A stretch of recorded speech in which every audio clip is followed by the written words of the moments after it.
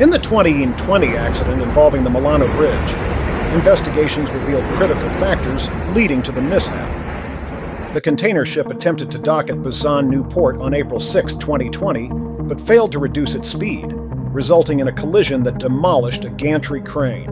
The Milano Bridge was approaching Pier 2 at a speed of 8 knots, surpassing the standard berthing speed of 6 knots. Weather conditions indicated wind speeds ranging from 5 to 8 meters per second. Considered within the normal range, investigations conducted by the Korean Maritime Safety Tribunal of the Ministry of Oceans and Fisheries revealed that the Milano Bridge entered the port with approximately one-third of its propeller visible above the water surface due to inadequate ballast water.